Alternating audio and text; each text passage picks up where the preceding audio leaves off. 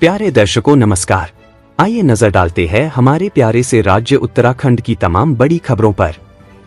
और उत्तराखंड के किस जिले से यह वीडियो देख रहे हैं, हमें कमेंट करके जरूर बताएं। इस वीडियो में हम जानेंगे बिजली, पानी, मौसम व सरकार के नए नियम और बड़े ऐलान। तो चलिए शुरू करते हैं। धामी कैबिनेट का बड़ा फैसला, प्रदेश में सशक्त भू कानून पर लगी मुहर, जाने क्या हैं नए प्रावधान। सीएम ने कहा कि यह ऐतिहासिक कदम राज्य के संसाधनों, सांस्कृतिक धरोहर और नागरिकों के अधिकारों की रक्षा करेगा, साथ ही प्रदेश की मूल पहचान को बनाए रखने में एक महत्वपूर्ण भूमिका निभाएगा। हाँ कि हमारी सरकार जनता के हितों के प्रति पूरी तरह से प्रतिबद्ध है और हम कभी भी उनके विश्वास को टूटने नहीं देंगे। इस निर्णय से यह स्पष्ट हो जाता है कि हम अपने राज्य और संस्कृति की रक्षा के लिए हर संभव प्रयास करेंगे। निश्चित तौर पर यह कानून प्रदेश के मूल स्वरूप को बनाए रखने में भी सहायक सिद्ध होगा। सत्र चलाने में सत्ता पक्ष की मनमानी, बोले नेता प्रतिपक्ष। सरकार का मकसद सिर्फ बजट पारित करना। नेता प्रतिपक्ष ने कहा, विपक्ष की सरकार से यही मांग है कि सत्र की अवधि बढ़ाई जाए। इससे पक्ष व विपक्ष के विधायक अपने क्षेत्र के मुद्दों को सदन में उठा सकेंगे। कार्य मंत्रणा की बैठक में विपक्ष की ओर से कम 2 सप्ताह तक सत्र संचालित करने का आग्रह किया, लेकिन सरकार संख्या बल के आधार पर एजेंडा तय कर रही है। सरकार की मंशा बजट सत्र को 3 से 4 दिन चलाने की है। ऐसे में विधायक अपने क्षेत्र के लोगों की समस्याओं को नहीं उठा पाएंगे। कांग्रेस की ओर से सत्र की अवधि बढ़ाने के लिए सदन से सड़क तक विरोध किया जाएगा। जवानी का जोश, नशे में ड्राइविंग लेकर जा रही मौत के सफर पर अब तक रफ्तार पर नहीं लगी लगाम। बरेली रोड हो या रामपुर रोड, हादसे हर जगह जारी हैं। पुलिस ने अभी हाल ही में यातायात जागरूकता माह अभियान चलाया था, लेकिन लोग रफ्तार पर ब्रेक नहीं लगा पा रहे हैं। रामपुर रोड के पंचायत घर के पास तेज रफ्तार ने ही स्कूटी सवार की जान ली थी। हादसे के समय उस वाहन का स्पीडोमीटर 120 से ज्यादा था। वाहन चलाने वाला भी नाबालिग था।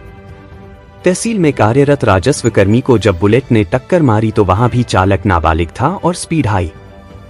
मंगलवार को जब कार आगे चल रहे ट्रक में घुसी तो उसका कारण भी तेज रफ्तार और स्पीडोमीटर का कांटा भी 100 के पार था। मुख्यालय छोड़ने से पहले सीएस की अनुमति लेंगे आईएएस अधिकारी, मुख्य सचिव कार्यालय ने जारी किए आदेश।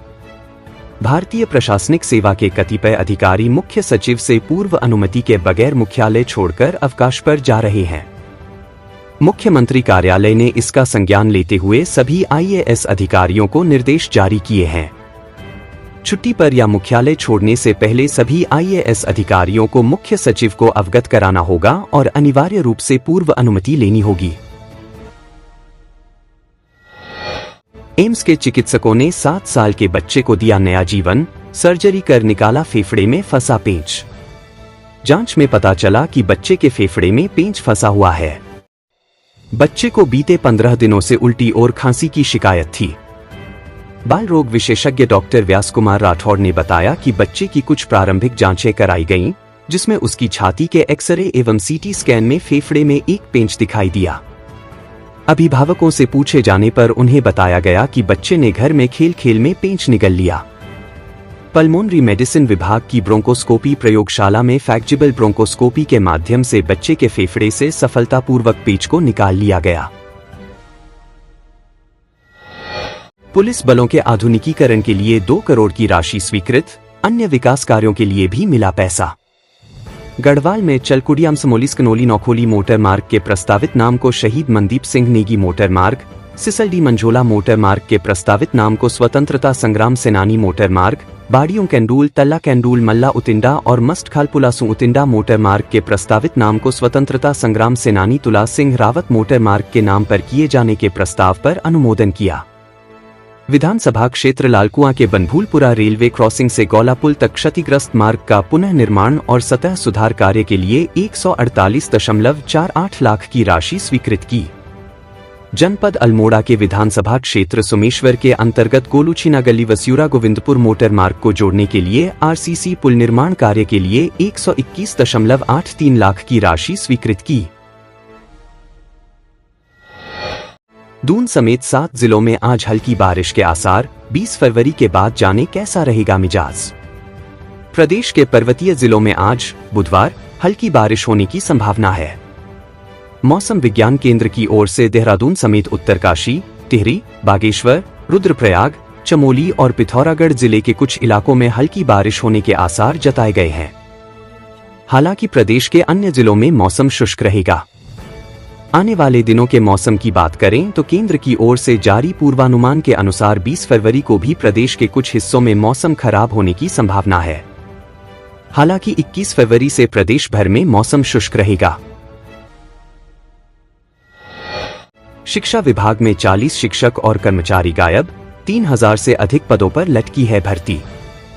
इसके अलावा रुद्रप्रयाग, टिहरी, बागेश्वर, अल्मोड़ा, पिथौरागढ़ और नैनीताल जिले के 13 मिनिस्ट्रियल कर्मचारी एवं देहरादून, अल्मोड़ा, बागेश्वर, पिथौरागढ़ और ऊधम सिंह नगर जिले के 7 चतुर्थ श्रेणी कर्मचारी पिछले काफी समय से अनुपस्थित चल रहे हैं।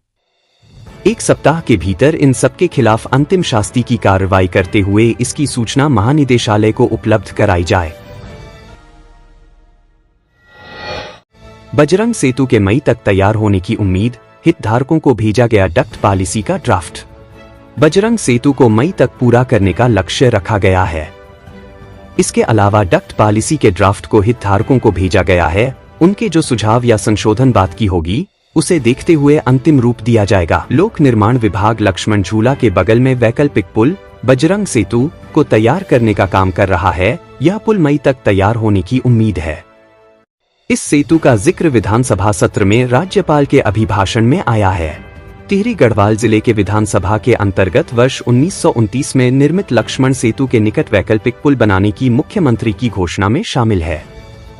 इस पर 132.30 मीटर स्पान पुल निर्मित किया जाना है। यह पुल 8 मीटर चौड़ा होगा। इस पर 68 करोड़ से अधिक व्यय होगा। लोक निर्माण विभाग डक्ट पॉलिसी लाना चाहता है। इस पॉलिसी के आने के बाद पेयजल लाइन समेत अन्य सुविधाओं के लिए सड़क को खोदा जाता है, उसमें कमी आएगी। पहले चरणों में शहर के 2 और फायर लेन सड़क पर इन लाइनों को बिछाने के लिए डक्ट बनाया जाएगा।